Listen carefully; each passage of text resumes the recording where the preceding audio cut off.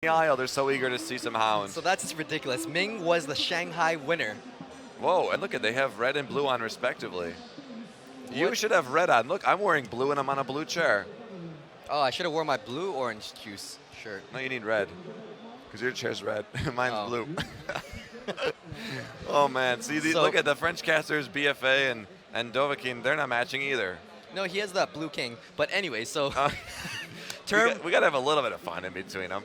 Tell them about Term. Termisfa is from Spain, representing the country of Spain. And Ming is from China. Representing the country Spain. Sure. So it's going to be a very interesting match. We haven't seen many Termisfa's matches so far. No. Yeah, we saw him here, but when we were casting, it was random. When it was the 32 people events the previous 2 days, which most of you were slackers and didn't tune in for because apparently you need an in-game notification to catch anything. But anyway, they were playing here, and he never was really featured here, but he made the top 4. He did. And then he was in the bracket. We saw 1 round from him in the bracket. He's kind of slithered his way to the top. Yeah, you could almost say he's like a... Slytherin. I was trying to find a Clash Royale troop that slithers. They need a snake troop now. That's actually a good idea. 4 new cards. Sneak peek number 2. Check it out. We're jumping in. We've got Ming on top, Term on the bottom. Term is going to be blue, and Ming is going to be red here. We're starting off with archers in the center. Look at that Ice Spirit. Look at that Archer. The rocket going in. Does it take the Mega Minion? It takes everything out. That's valuable. I was going to say, even if you catch 1 Archer. Oh, man. So we're seeing Archers, Tombstone, Mega Minion. It could be a Telltale Golem deck up top, but we'll have to wait and see. And then on the bottom, the Minor Rocket. There you go. NickatNyte here with the 15th prediction of the day. I thought the 15th was my last one. 16th. 16th. That's actually a 16th. I'm not making that number up. So, anyways, the Golem is going in hot. As you guys have noticed, oh my God, look at the log. It takes out the Tombstone and the skeletons that spawn with it. Just such tech right there. That's one of your favorite plays that you see people make. As soon as the Tombstone's below half health, they drop the log, and because of its still sort of slow roll speed, takes out the spawn skeleton. It's just a remarkable play. Such high-level tech in these matches right now. Now look at that skeleton bypassing, or the Golem bypassing that Inferno Tower. The death damage of those Golemites are going to chip away at that tower. We've been seeing Golems have difficulty with Inferno, but that one just kind of marched his way to the tower. Yeah. Look at the log right there. It's going to clip both archers. It clips them. The guards jab at them, and that Lumberjack is just tanking at that Mega Minion. So the Lumberjack, we have not seen much. And that Mega Minion got 1 hit off that tower. Wow. That was the Lumberjack again. We have not seen a Lumberjack in this Golem deck. Wow, it looks like B Village was playing that Lumberjack last, and now Ming from the top is playing the Lumberjack. Let's see what his last card is. It would make sense to be arrows. Look at Termisfa just aggressively going in for that. For him to arrow. And going back to this, Termisfa knows what Ming's deck is. Just because he has a Golem, he's comfortable with using a rocket just to delay it so they can cycle back to his Inferno Tower. On the arrows go out for Term as well. They're very interesting arrows because what he did there was he took out the Tombstone early just so that he could plant that Inferno Tower to take it out earlier so that there would be no skeletons distracting it. And let's see, those archers are pretty far behind, but that's what he wants, the Baby Dragon and the Mega Minion on top of this Golem as it comes in. The archers, even with a sliver of health, are still going to do hundreds of damage, so the arrows have to be deployed again. It was a zap, not arrows as the final card. Look at that precise placement of the Inferno Tower from Termisfa that the Golem might split into both lanes. That Lumberjack's doing a lot of work to that Inferno Tower, so we see the almost same, a very similar rocket cycle deck from Term, except no princess and guards. 10 seconds left. That Golem's going in hot. That Mega Minion's going to be hitting it very hard. The Golem might explode, but the Miner goes on the top side. It hits the Lumberjack though. That could have been. All he needs is a zap and rocket. Ming's health is at 533, so that rocket is not enough to take it out. Rocket log. But he does have the log or arrows to take out the tower. So there we go. Termisfa for the first win of the match for best out of 5. And from a player we literally didn't know much about. Yeah. Taking the first one. It was pretty close. It was maybe 1 or so Golem pushes away. Only a couple hundred health, maybe 600 on that tower. That Golem was dealing a lot of damage in that one big push. Normally the Golem, he had lightning and zap because he knew the Infernos have been giving Golems a hard time. Yeah. 2 different resets. It's really interesting with Termisfa. It looks like he intentionally let that Golem go through because he just wanted to cycle back to the rocket. Yeah. Just these precise plays right here, just really intense. Pretty insane, but we've seen rockets now take the last couple. But I mean, it's not just the rocket because I think he landed like 3 rockets on that tower. He did, and So the majority's done with Miner and Mega Minion. and it's not just as easy as setting a rocket in. These players are counting cards, they're counting elixir, they're counting card rotation. So it's not just setting the rocket there, it's very heavily calculated. Knowing that the golem was out of rotation, or that the last time he knew that Ming was gonna play that rocket or that golem, so he was comfortable playing it. Yeah, he sees him set up with the tombstone and all that, and then he gets the rocket out. My favorite part of that was when he used arrows to prematurely pop the tombstone, just so that his Inferno Tower could address the golem immediately. Yeah, the skeletons all beat it to the bridge, and then it's nothing trickling in, so that when you zap, you don't have skeletons being retargeted by the Inferno, slowing down the golem's ability to be taken out. But this is heating up nicely. A recurring theme I've seen is the golem just winning a lot of the matches, but we haven't seen that quite yet, so they're jumping into the second match. I could see Ming go with his Lava Hound deck that he loves and knows and is amazing at. Let's see. So Ming going in with Tombstone again. Oh, man.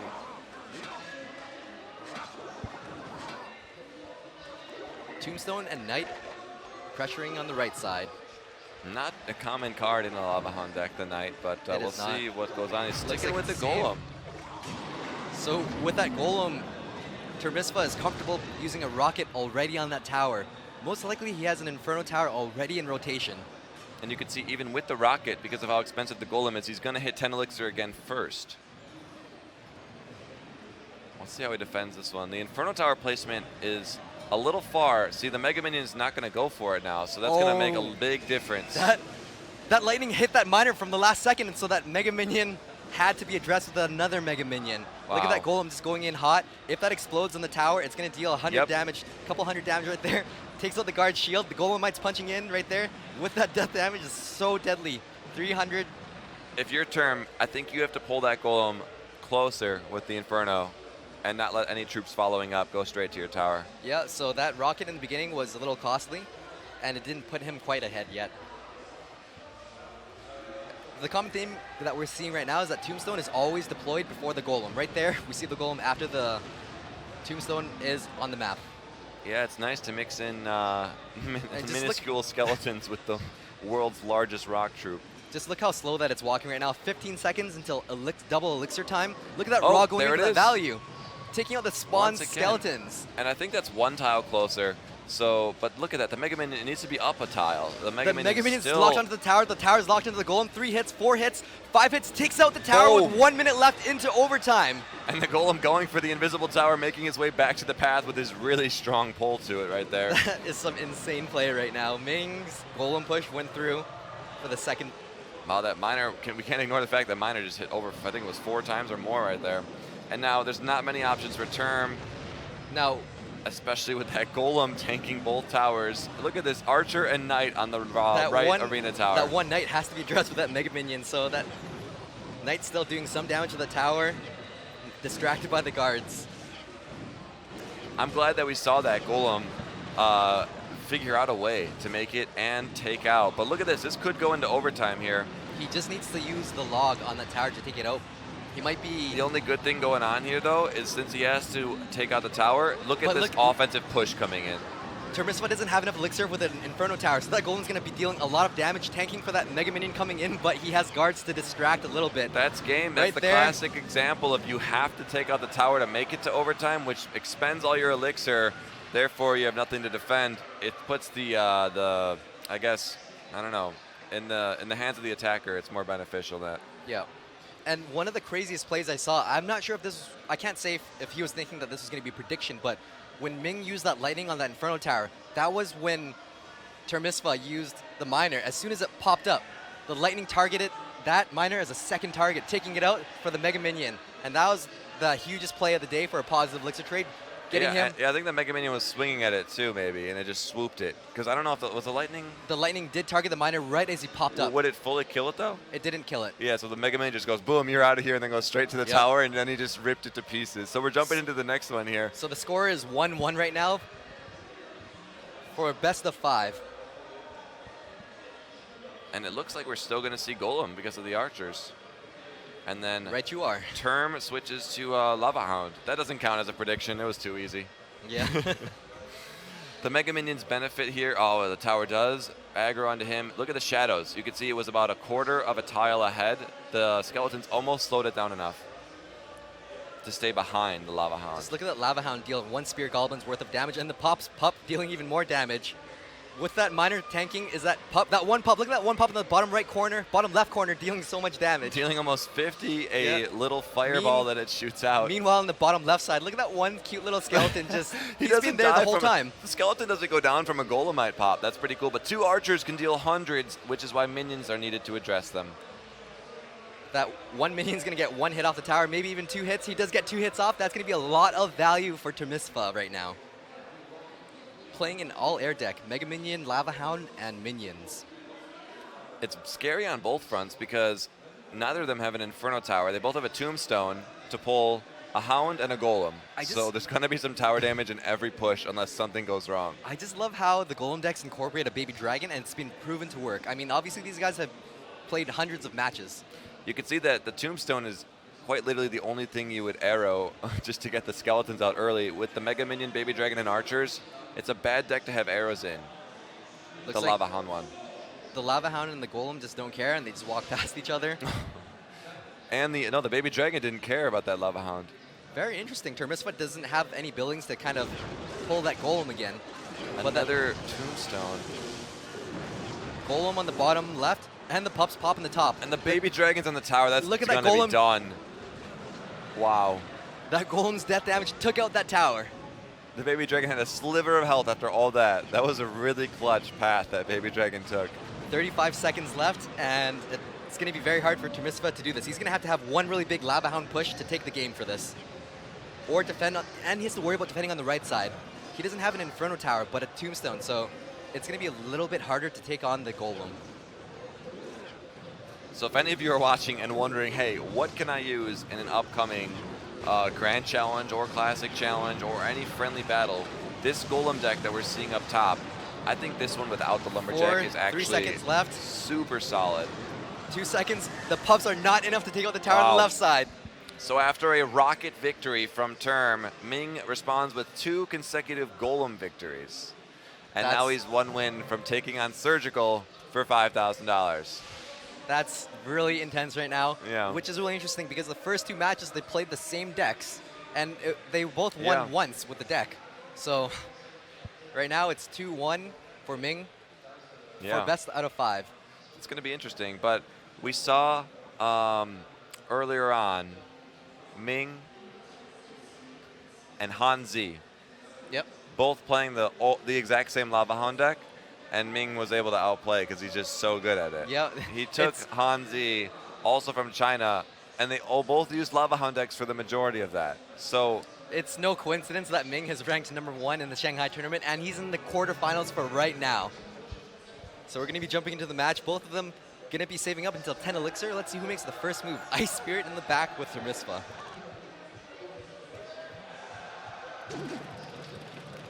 Archers split up, and then starting with the minor chip. Look at the rocket. Everything. Oh, no. If that Ice Spirit did not freeze that Archer, it would have taken out the Archer as well. That's funny. You never say, man, why did my Ice Spirit have to freeze that? Yep. Golem coming out because he's sitting at full Elixir. It's pretty crazy these days that you can rock a Golem and a Lightning spell and feel okay with that heavy of attack. Termisfa playing an Ice Golem again with an Inferno Tower. He's going to pull that. The Mega Minion's going to get distracted by the Ice Golem. So much value for 2 Elixir. Not even the Ice Golem gets distracted. The guards distract the Mega Minion. And then that Ice Golem pops, slowing down the Mega Minion for 35%. Archer's trying to pick on that one guard across the bridge there. Archer's going to do so much damage to that Mega Minion right now. But he does survive with the Miner tanking that sliver of health. Is he going to make it to the tower? He is not, because that Knight took out the Miner. I think he's using the Knight just because every Elixir with this big of a deck and these pushes counts, and you're going to save 1 over a mini P.E.K.K.A.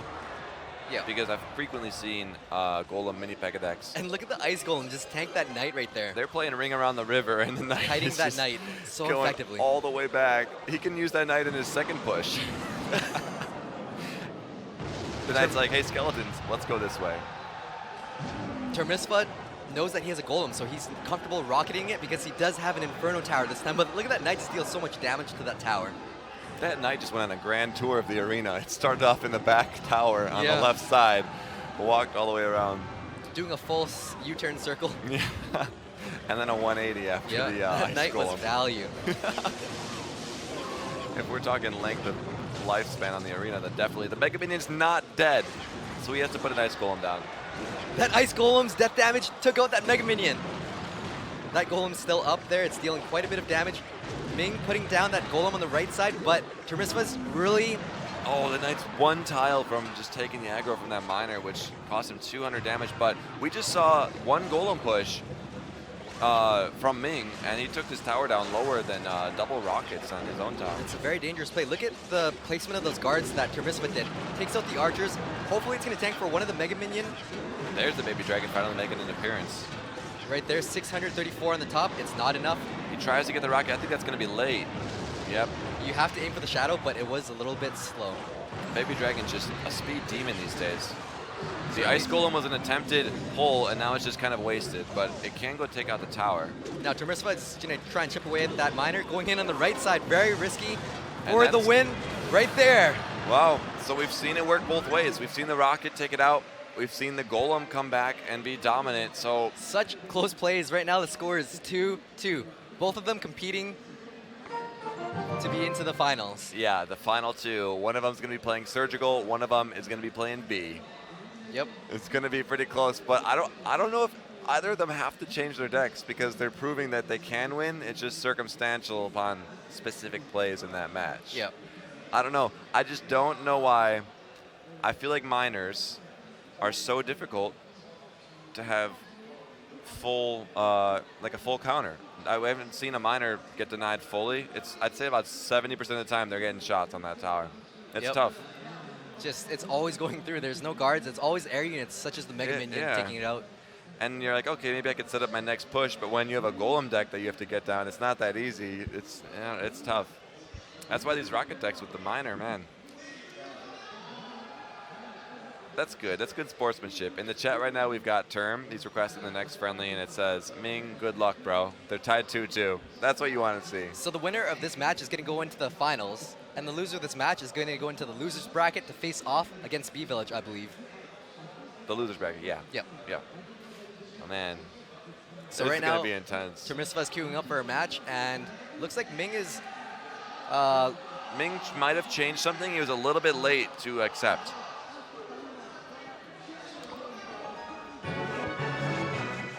Going into that match, they're both going to be sitting at 10 elixir. First move with a Goblin Barrel from Ming. We haven't seen that so far. Definitely spicing things up. So I think he's got the Skeleton Army, Mega Minion, or not Mega Minion, sorry, Minion Horde, Goblin Barrel, that bait deck. Look at those guards just shave away at all those skeletons. The Minion Horde. This is the dirty push, the Minion Horde plus the Skeleton Army. That being said, that Miner in the back does do full damage. The full 500 damage that it did because it didn't get hit by anything. And look at those minions just sneaking its way past. He had to use the Miner. That's quite a bit of damage. The Princess in here. This deck is real. If you're not ready for it, it's and really the log dirty. misses the Princess. Oh, she's planted where the same spot you'd place a Furnace is, and you can't hit both. You have to pick one or the other right there. Yep. Princess does shave off the shield, so the tower is going to be able to take it out a little bit easier. Goblin Barrel and Skeleton Army. That's asking for a log right now. So But look at the goblins just stab away at the tower. If this were post-update, all those skeletons would be dead. Look at those skeletons just take away all the damage from the tower. 204. That's one princess and one log to But take out the imagine tower. how different that could be just a few days from now. That tower would still have maybe 500 health. Yeah, that's right, because the Ice Golem's death damage is increasing. Look at the Miner going in. It's just an endless onslaught right now. Miner going in on the right side, a minute and a half into the game. Termisfa is going to have to pull out something really hard to take out of the tower. Or Termisfa just has to defend for the next minute. And Ming is going to have to pull something really hard. A really lucky Miner Minion Horde could sneak by possibly. Anything could happen right now, but he goes in for that Goblin Barrel. Yeah, Ming's the one who's putting the pressure on with the Goblin Barrels, so Term has to find a way to get enough rockets to that tower, which is going to be difficult. And just look at that log shave away at all the shields, turning those into skeletons. Splitting the Minion Horde. to go on for that Mega Minion and then the Ice Golem. Mirror card. What? So much pressure. Super minion horde coming in, and then a skeleton army. What a cool deck we are seeing right now. Unless Termisfa has arrows, it's going to be a lot of minion horde damage. The Ice Spirit does free some of them, but the Goblin barrel goes in for so much damage. And he's back to the minion horde again. This is insanity right there. Look at him just calm, cool, and collect right there, just sending in so much pressure. And he's got the second tower of Term down as low as his tower's first tower. Skeleton army planted a little bit late. It did clip a little bit. That rocket does take out the tower, it's going to go into overtime, but I don't think the overtime's going to last very long here. 10 seconds left. That miner is on a tower. Takes it out. There's no way that Ming is going to, or no way that Termisfa is going to be able to recover from this. Yeah, and it ends right there. I thought as he was shooting that rocket, we were closer to overtime. There's like, I think, a 1 or 2 second here, so I'm looking at your screen most of the time lately. Dang. Ming moving on to the final. Ming guaranteed 2,500. Ming and Surgical guaranteed 2,500. They're competing for $5,000 today. And the title of a winner of ESWC's first Clash Royale Paris Games Week eSport tournament. And like you said earlier, it's not about the cash, it's about the title that your grandchildren. They will etch that everywhere growing up. There'll be a statue erected in their city center, and Clash Royale will eventually consider the option of adding you as a future unit to the game. Yep. Or so a trainer. Their firstborn will be named ESWC. It just makes sense. Yeah, I guess so. Ming, a man of few words, but many a minion. Yep. Ming winning the Shanghai tournament. Now he qualifies into the final bracket. Let's see how he's going to do against Surgical. I got to think we're going to watch 3 and 4 first, right? We're not going to just watch the first place and then go to that. So we're going to see who's going to be taking home 1,000 and 1,500, and then Surgical and Ming will come back out, and we'll see how this goes. So there's B Village, and there is Term. Yeah, sorry. The names, it's so weird because we haven't seen Term this whole tournament. He's made it to the Final Four. Good for him. Yeah, so Termisfa in that blue sweater right there on the left side, and B Village on the right side with that gray sweater. And he's saying something in French. Yep. Lowers the mic. Hey, put that phone away. Oh, we're supposed to cast right now. Wait, who's in the final? I don't know. Are we? Which bracket are we broadcasting? I don't know. Check my phone later. All right. Well, I don't even think we're on camera right now, so that's good because I'm charging my phone. So yeah, me too. Sorry. So B Village and Termisfa are competing for $1,500 and $1,000 right now. They're both guaranteed 1,000. Let's see how this match is going to go for best of 5. Best of 5. Man, our area is being cleared out. It's Sunday.